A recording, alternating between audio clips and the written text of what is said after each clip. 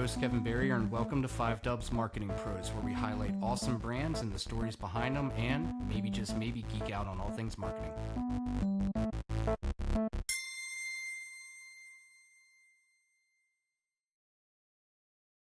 All right, friends. So leadership. That's what we'll be talking about today, amongst many other things, but leadership. And leadership isn't what it used to be. The best leaders today aren't the ones that have the biggest titles or the flashiest resumes. They're the ones that know how to listen and ask better questions and keep learning after they've made it big. Imagine sitting at a table with a dozen CEOs, each from a different industry, all talking openly about what really works, what really doesn't work, and the decisions that keep them up at night. No competition, no pretense, just honesty and perspective. And that is where real, raw, and unfiltered growth happens.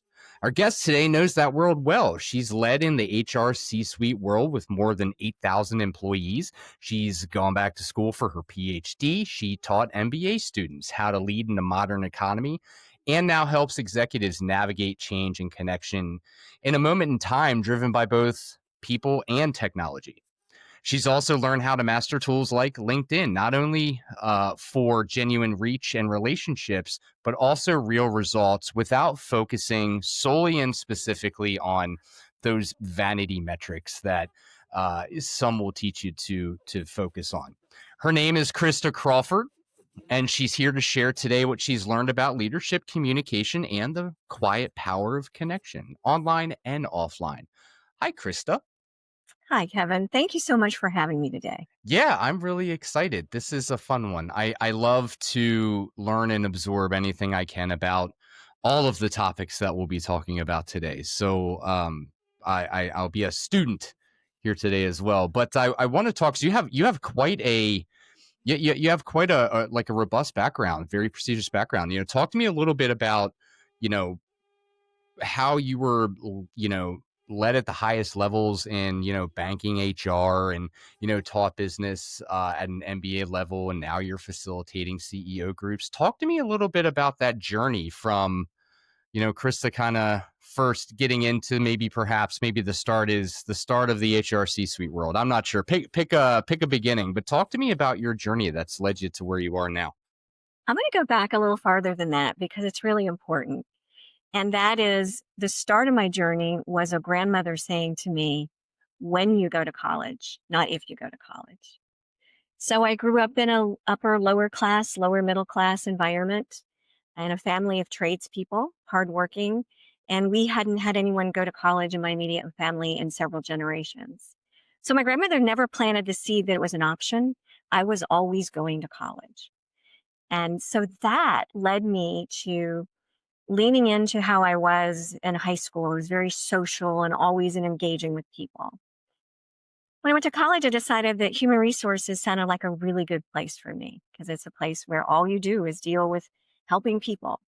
And that ultimately, after getting out of my undergraduate, I graduated with a degree in personnel management, which is what we called it in a previous century. And I found my way into the credit union industry and ultimately HRC suite with a very large employee population. So I like to say I was responsible for the care and feeding of up to 8,000 employees. And that's really Wow. how I looked at it. That's very cool. I have to imagine the banking industry with rules, regulations, guidelines. There's a very specific path that employees have to walk down for many reasons. So I can only imagine, kind of shepherding 8,000 plus employees in in an environment like that can be tough, right? But then so you're in the C-suite world and probably one of the most detail oriented industries that probably exist on our planet. And then you're getting into getting your PhD and teaching MBA. So it seems like these heights of being in the C-suite banking industry and HR was a stepping stone for you to continue to grow higher. Talk to me a little bit about the wind under your wings that kind of took you up to the next level. After I got my MBA in finance because I was in the banking world. And I wanted to know that terminology and those words better. And after a while, I really wanted to try something new. So I stepped out of banking and I started an HR department for a sheet metal fabricator. So I like to say I went from white collar to no collar. That experience introduced to me how different cultures are, and cultures led to me wanting to get a doctorate in cultural intelligence. The cultural intelligence piece, being back in school, I realized how much I love the classroom. I was going to hang a shingle and do benefits and performance management and have my own consulting gig. But I love the classroom so much that I decided, why don't I teach? And that led me to being an MBA instructor for two different universities for about 15 years. All of those experiences put me with different types of employees from different types of industries and gave me a much broader knowledge of how businesses work, not in books, but how they actually work or don't work. And that really helped me, I believe, um, in my current role. Yeah, and I think so it's interesting. Yeah, it absolutely does in a way that I really haven't thought about until now. You know, you're in the C-suite banking industry, you're learning an incredible amount about this vertical and business in general and how employees and professionals exist, you know, in the professional culture, right? And then you go back at your MBA, realized I love teaching or PhD, you know, and you realize that in that you love the teaching side of it, right? And now you're able to take these two and put them together, and you're in this like perfect role now, right? Because you're putting like the two strengths together. So when you and I chatted before offline, you mentioned to me that the company that you currently work for, there's not necessarily there's a sense of pride, but there's just a sense of maybe not expectation. I'm not sure, but like they recognize that the company this one tends to stay behind the curtain, right? It's like, you know, it doesn't surprise us that not many know because it's not about the name of our company. It's about what we do. But I want to make sure, am I able to share the company name? I just want to make, yes. Yeah. So Yes. Krista works for Vistage. Now, Krista, talk to me a little bit about who Vistage is and what your role is in Vistage. At Vistage, we like to say that we are the most successful, best kept secret in the world. Yep. And it's really true. Confidentiality is our secret sauce. So, for example, if I'm out with one of my members, and I'll describe those a little later, not individuals, but who we take care of and who we interact with. Um, my members can introduce me as the chair of our Vistage group. That's what I'm called, a chair. But I shouldn't. It should come from them because they may not want people to know that they're part of a peer advisory group. So Vistage brings together leaders at different levels, one day a week for 8 hours at the highest level. There's varying times and how frequently we meet, depending on what kind of group it is. But at the highest level, those are chief executives, the primary decision makers for organizations in that small to mid-size, 5 million to 100 million in revenues. And we meet at someone's location, one of the members' location usually. The group is made up of these decision makers that are from different industries. So they don't have to worry for 8 hours a month. They're in a room with people that all they want to do is help them grow, help each other. We kind of have on balance, there needs to be equal give and get. Not every hour, not every meeting, but on balance, you should be giving as much to your other members as you're getting. And you also don't have to worry that anyone's going to steal your competitive advantage. You can really talk about not only what's going on in your business life, but what impacts your business life is also your family life. So, probably 30% of the things that we talk about on a monthly basis have to do how their families are impacted by the stress of running a big company, and it's a safe space to talk. We provide an environment that we like to say that we help them make better decisions that lead to better businesses so they can have better personal lives because it's all related. So that's in a nutshell what I do. There's a lot more to it. No, and that's incredible. So it feels like a little bit. I'm a Game of Thrones nerd. I enjoy me a good Game of Thrones. It feels like it's like a meeting of all of like the head families, Well, to a I degree. hadn't thought of that, but yeah, I get that. Yeah, a little bit. But and what I love about it is that, you mentioned I want you to share why this is so important because I think it is important for anyone listening to know.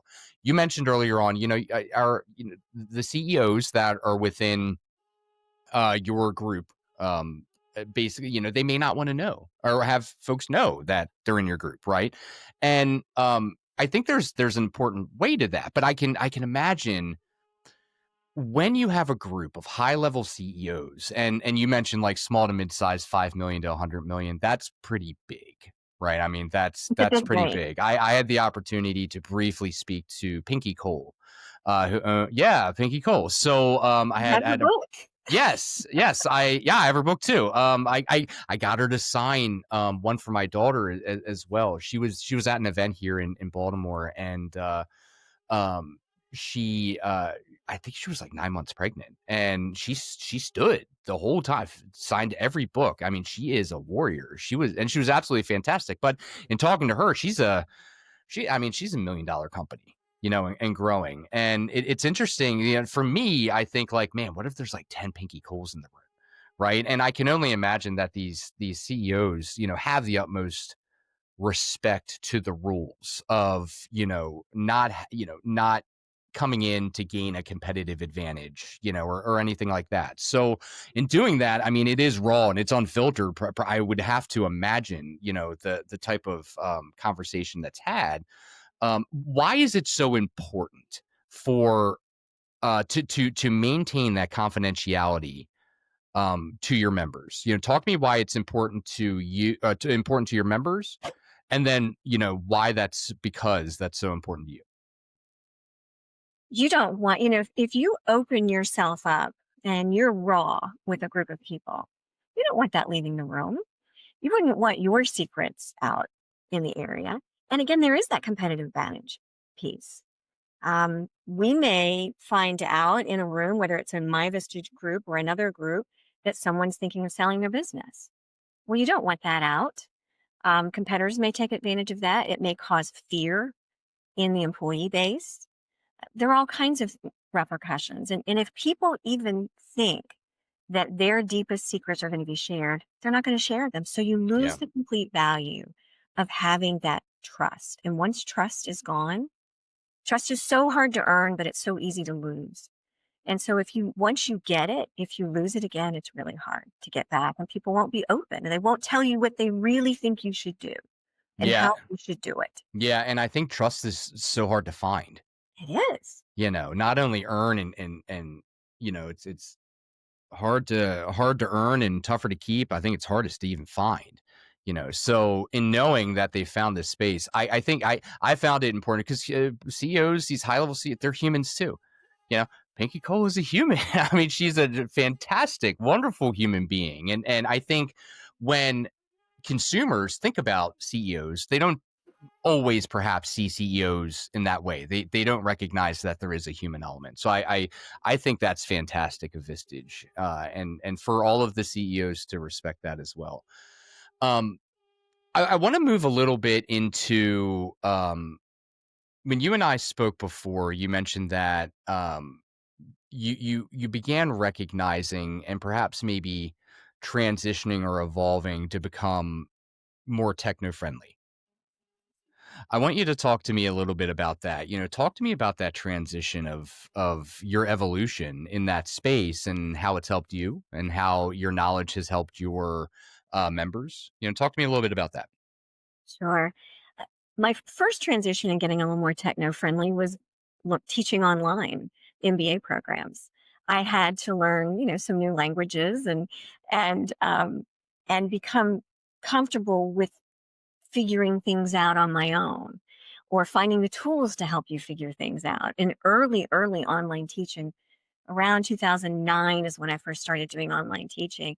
There weren't as many tools available, and so it forced me to be more curious and to educate myself on some things. But also, it helps me be a better chair with my groups and provide my members better service if I have access to tools that can help me present information can also help them. We bring in speakers. Vistage has its own curated speaker bureau. We have one of the largest speaker bureaus in the country. We have 1,200 speakers that I can pull from that come in and talk for half a day of that 8 hours, or about 3 hours on a particular topic. In 2026, I've already booked my speakers for 2026. I'm bringing in two AI speakers. No kidding.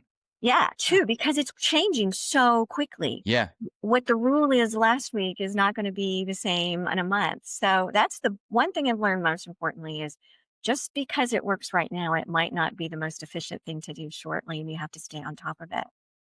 It helps me be better at my writing. I love to write, I love to read, but I will find an article or something that I think is really important and I will draft what I think sounds really good and then I'll put it through AI and it'll come back and make some changes or suggestions. I don't always go with those, but it helps me be more succinct. You probably figured out I'm very wordy. I like to talk. Me Well, I too. You're in I good company. We are best friends now. Yes. I like to write the same way I talk, it's easy for me to do 1,000 words like that. So it helps me be succinct and to Mhm. clarify what I'm trying to get across. Sure. Yeah. I think, from an AI standpoint, and you'll have to tell me, hopefully, maybe, perhaps off the record, offline, who those AI speakers are, because I love me some AI. So I will Yeah, geek out about that all day. But happy to do. that's fantastic. Now, as a part of your technology evolution, you have spent some time learning LinkedIn, right? And that LinkedIn can work, but perception versus reality on how to address LinkedIn could be two very different things. And for me, when I listened to how it was working for you, it wasn't working in an unorthodox way. It was working exactly as it should, but the path in which, or the road that you laid to get you to the point where LinkedIn started working for your needs, wasn't by just buckshotting communications out there, right? There was some strategy and some tact. Talk to me a little bit about, from a LinkedIn standpoint, talk to me about how it started to really become a real tool for you, more than just perhaps, a resume site, you know? So this is going to sound like a commercial for Baltimore, but one of the trainers, Vistage puts their chairs through an academy, and one of the trainers for all of the Vistage Academy taught a section on LinkedIn. And she happens to have written a book, Colleen McKenna, on LinkedIn. It's business, not social. And so she gave me tips almost 5 years ago on what to do. The algorithms that LinkedIn uses to push your message out, they're not consistent, they change. LinkedIn figures out when people figure out shortcuts on how to do things. And so they stretch to, because what LinkedIn wants to do is create dialogue. They want conversation. So there are different, and the algorithm changes. It's fluid. It will change according to what's going on. Right now, having some videos great, or having what they call a carousel, a series of still images that run through. But that may change. It may not be something that's going to give you more algorithm or analytical points. The piece that works, I think, is that humans can figure out when someone's not being authentic. So create dialogue about topics that you either know really well and you can share some thought leadership, or sometimes some of the best LinkedIn that I read are when people just confess and they're vulnerable. I tried to do this and it was a failure. And here's why. And I think we often learn from other people's failures as well. But when you try to be somebody you're not, I think it really shines in LinkedIn because you have all these voices that can question you and compare what you've written before. Because all of your posts, they can find them, the whole series of them over time. They're easy to identify. So learning what the algorithm likes and creating this network. Um, my goal is not to have the largest number of followers. My goal is to have a large number of followers in the area that I want to communicate with. So business leaders and thought leaders. Yeah. Micro communities in the Yeah. world of marketing is what we call that. Yes. Your micro community. And that's huge on social. Any, you know, set stage Facebook groups and Facebook communities came out of that whole theory behind, you're not going to reach this massive audience. You're going to it will be quality over quantity, right? From an audience perspective. Yeah. And the other way you can use LinkedIn, I mean, there's the whole messaging. You can have private messages with people, and many people do that now a lot in lieu of email. Some people prefer text. So I try to use a cadence where I use a little bit of all of that.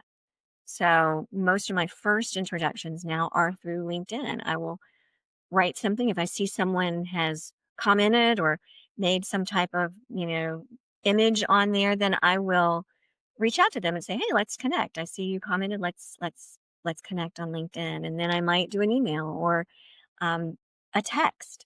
You just kind of do a combination and find the way that people want to be communicated with. But LinkedIn is a good first start. It's not like someone's there already looking for something. It's not like email when you wake up and it's Monday morning and there are 150 emails in your box. LinkedIn does curate who you're seeing. Excuse me, who you're seeing. So, Yeah. um, and using language that catches people's eye. Don't use my understanding now, and this could be dated, that real images, photos that you've taken will give you more analytic points than using other images. Some images, you want clear and crisp ones so people can see what's going on, but your own photos, your own events, your own happenings, just even just a still shot of you thinking or something, and you say, "I stopped somewhere and I was thinking that." So make it really reflect who you are, because this is who you're curating. This is who you're bringing in as into your connections, and you want them to know you as who you are. Yeah, I think that's beautifully said. And what makes the very interesting, like the gears in my brain are just on overdrive right now, because when you think about it, everything that you said ties back to one singular thing, and it's human, right? The authenticity of a human, being able to connect by, people do connect and engage more with images of the person that represents the brand, versus a picture of the brand itself, right? So a great example of that, her name is Maya Shell. Maya Shell is in my opinion, one of the best social media strategists that I've ever seen. I think she's fantastic. She kills it on LinkedIn. She's young, but she knows more than the most veteran social manager out there. And when you really look at her social media and you can see her strategy behind it. It very much falls in line with what you're saying of it's pictures of her, right? Thinking, talking about, she loves she loves that as a tool. Every social media manager should be loving Canva. And she gets a lot of pushing content for or a lot of engagement for that type of content too. What's interesting though is when people, and this will be interesting to see how it pans out in the era of AI, when so many people are trying to be more than what they can be in just a 24-hour period of time, and they're trying to get social media done too, right? And this social media is becoming more robotic, AI generated. I wonder, as AI continues to evolve, will it be able to fully emulate the human side? My answer is no. My answer is I don't I think there'll be something that will always be a delineating factor, and I'm curious as to what that's going to be. That's my biggest edge of the seat thing, is like, what will that ultimately be when both are kind of at the peak of the mountain. But with LinkedIn, you are right. I think it's very much like quality over quantity from a LinkedIn standpoint. But you mentioned too that it's a great start, so it's also a great networking tool, right? Absolutely. Can you talk to me a little bit about a time you mentioned you mentioned when we first spoke, like it's great at connecting people that know people that know people, right? There's that chain. Talk to me a little bit about what you mean by that and what value that would bring to a professional. Sure, there are multiple ways to look at that, but if you go on a LinkedIn homepage or someone, it'll show where you have common connections. Now, I don't know about you, but sometimes I take connection. I do it less than I did originally. You need to get up over 500 to start for them to start connections, for them to start really pushing your material. And the more you get, so I was trying to get to that 500 mark, and I was pretty much connecting to anybody who was asking to connect with me. That wasn't really good in terms of really helping my networking for the people that I wanted to attract. But you can look and see who they're connected with, and just because they connected with them doesn't know they really know them. So that person may then say, "Oh, but I know this person. I see you're connected with them and I know them really well. Could you help me?" And so you can use it in multiple ways. You can also, depending on if you pay for a different level of LinkedIn, you can sort LinkedIn by title, by geographic region, by number of employees, by so much criteria, or who they know. And so what CEOs they may know. And so you can use that also in your networking opportunity. And then you can craft targeted messages to them. There are bots that are contacting us all the time. I can usually tell when the response is from a bot. And I even saw one recently because I will put at the bottom, by the way, this is really me, it's not a bot. And I saw one that I could tell was generated by a bot just by the language. And at the bottom, it said, "This is human. This is not a bot." And I was like, oh, that bot stole my line. It's learning, but not quite there. Yeah. Yeah, you can always tell you can always say it is very hard to get AI content to sound totally human. That's why, the best users of AI when it comes to content will use AI to inspire ideas or to be a think tank partner ultimately for, create an outline, right? But the content's human written. And Um, LinkedIn's very good at they can identify that, particularly if you get something from someone sent you something as a message and then you respond and you get an immediate 2-paragraph response back, that's an automatic response. No one exactly. types that fast. Yeah, or you see like well, I guess LinkedIn up, but you see like the bubble for a second and Yeah, then boom. Yeah, no, yeah, absolutely. It's very much like chat body. Yeah, right. and I think, things to look out for on that. While we're on that subject, or like, I've always seen in emails, I hope this email finds you well. In the earlier days of AI making content, one of the biggest was craft me a great sounding email, right? Because I'm wordy too. And it was always, I hope this email finds you well. Or now let's delve into, or in a world of, right, like if you've studied AI at all, or have worked with AI, you'll start to see what is AI, which puts it through a different lens. It's very interesting that way. um so let's talk a little bit about, if you don't mind, I want to pivot a little bit back to your just massive amounts of subject matter expertise on how you help CEOs be their best self and really help optimize them to their fullest, their fullest potential. Um, I so without, obviously, without breaking confidentiality or anything like that, can you talk to me? And I think you brought this up a little bit, but I want to expand on it or talk about a few more, like some of the key themes, or not key themes, but some of the consistent themes, or pain points that you see or you hear many CEOs talking about them having. Are there any kind of consistencies on what that is, and perhaps maybe a tip or two on how to overcome those obstacles? Sure. So, as you can tell, I'm a big fan of Vistage. We have an amazing marketing research department. And across the levels of leaders that are associated with Vistage, we've found some, well, let's just call them buckets. I love the word buckets. Some commonalities. One is particularly the higher you get in an organization, there's that sense of isolationism. It's really is lonely at the top. Everyone wants your time, everyone wants your money. But when it comes down to decision making, you don't have a place that you can really open up. You can't talk to your spouse or your significant other. You don't want to make them afraid if the revenues are dropping, for example, or if you're thinking about an employee that's been around for a while and they're really not cutting it. You don't want to talk to people within the organization about that. You can't. So Vistage helps with that. You've got a group of other CEOs that are having the same kind of experience.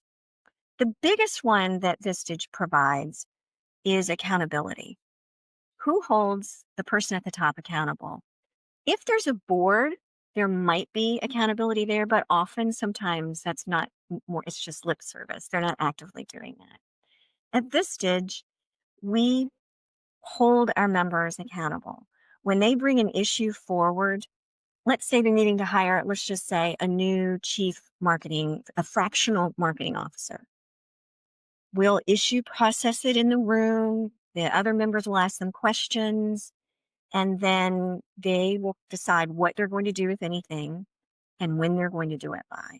And then we get them to, in my group, I have another member hold them accountable. So you're going to let Joe know by this date that you're going to execute X by Y. And Joe, you're going to respond back to Sally and say, did you do this? And how's it coming? And so there's that accountability piece. There's nothing bad that can happen to you if you don't get it done, but there's that sense that you're being held accountable. You have to confess that you didn't get it done. And sometimes you can't. Sometimes something else happens and something else is bigger on the radar, and you have to, well, I didn't get a chance to do that. And now commit to 3 weeks from now, I'll execute it. So it's a beautiful thing. The You get an immediate group first of just professional, colleagues and advisors, but you end up having friends. And nothing makes me happier in a Vistage group than when they're coming in for the Wednesday meeting and I hear them say, oh, so and so and I went golfing over the weekend. I mean, that just fills my heart because most CEOs, a lot of their social time is spent with vendors and customers and people that they either want something from or somebody wants something from them. And obviously, they should be spending time with their family. We spend a significant amount of time talking about, we find that, and it's so true, that whole work life balance thing, it really is important. And one of the things I like to hold my members accountable for is, when are you going on vacation? When are you going to do something just for you? How's the exercise coming? I am not a therapist by any means, but my job is to ask questions. My job, you mentioned, how do I help them? The group really helps them. And the best thing I can do is ask questions and then maybe provide some resources for them to figure their path. But my job is to listen, listen, listen, and then ask a question. I think that's great. I think it really underscores two things that, again, CEOs are human and being a CEO is hard, and I think a lot of people, they see CEOs in a very specific light of, they're almost robotic, right? I mean, case in point, Mark Zuckerberg in front of Congress, right? I mean, you saw it, right? But he's a human being, and that was probably at least in part, nerves, right? Or Elon Musk and his uh uncomfortable way about him, right? Or Jeff Bezos in this almost like Lex Luthor style, persona that he kind of puts on. All of these CEOs, love them or hate them or whatever, they are human beings, and being a CEO is tough. It's not a snap of the finger to get something done, which is why that accountability factor is so important. Um, can you talk to me a little bit about if you could go back and give your younger self some advice, back when you were managing like those 8,000 employees, right? You were at the C-suite level in HR for the banking industry or credit union industry, banking, for 8,000 employees. What would you tell that Krista back then? Yeah, thank you. That question, I would tell Krista to trust her gut more. When I was younger, I was always trying to figure out all the possible options and which would be the exact perfect right answer. And I am a big believer in gut level decision making. Get your data, but in the end, um, I would have trusted my gut a little more, which isn't a very pretty way to put it, But it really is something that I'm a big believer in. And it's okay to not know. An appropriate answer is I don't know. And to ask other people questions. I think when we're young, in our teen, and early 20s, we think we have to, if we don't have the answer, then someone's not going to like us or we're not going to get the job. And often the best answer is, that's a great question. I don't know. I've never thought about that.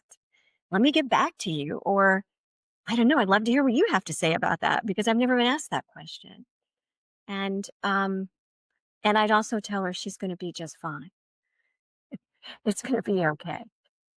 It's so amazing. Like all of those are great lessons learned for any CEO as well. I mean, it's like you were born to do what you're doing now. This is and everything leads up to this moment. That's fantastic. So I want to, so as we kind of round this out and finish up, I have one more question for you, and this one's like the esoteric philosophical question. But what's one question that you wish more leaders would ask themselves versus asking others? Like, what would you want that one question to be for leaders to really take to heart, think about, not make an impulse decision on because it's so impactful to their journey forward? What would that be? It's not very complicated. Have you taken a pause today? And above me, you see a plaque that says breathe. That's on my wall for a reason. Breathe. Oxygen is good. Often when we are in high stress level, we panic and we make a bad decision. And so my members are probably chuckling when they're listening to this because it will be breathe. Oxygen is good. It's going to be okay. So have you taken a pause today? Have you done something for you today? There we go. And so for everyone listening, we're going to take a breath. Let's all take a breath together and feel that oxygen. So you go, breathe in, breathe out, and feel how that oxygen helps. I think that's fantastic. I mean, burnout's a thing. I can't imagine what that looks like at the level of a CEO. I can't imagine. I am excited to find out one day. But I can't imagine that. That's fantastic. That's fantastic. Before we finish off here, talk to me a little bit.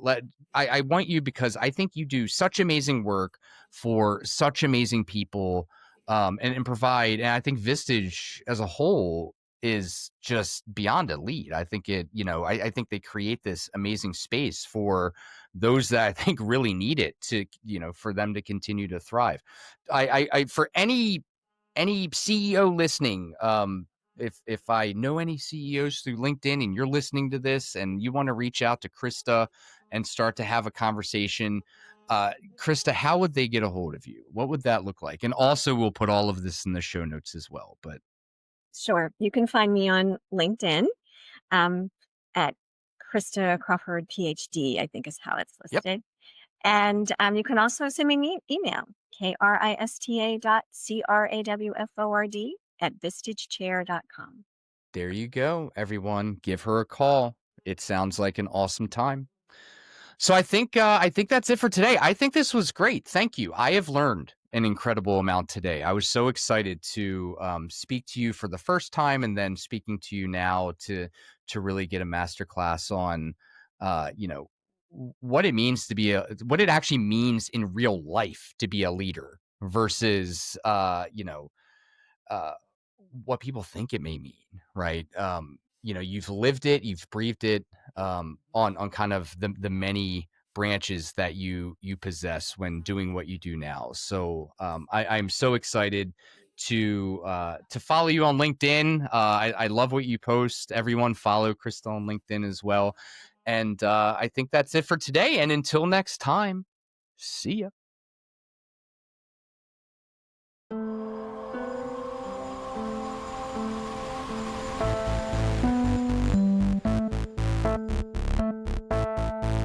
5Dubs Marketing Pros is hosted by me, Kevin Barrier. Our executive producer is MDDC Executive Director Rebecca Snyder. Post-production by Caroline Pecora. Our theme music is by Zulu Studio. A special thank you to our guests for being with us. You can find 5 Dubs and 5 Dubs Marketing Pros on Spotify or wherever you listen to your podcast.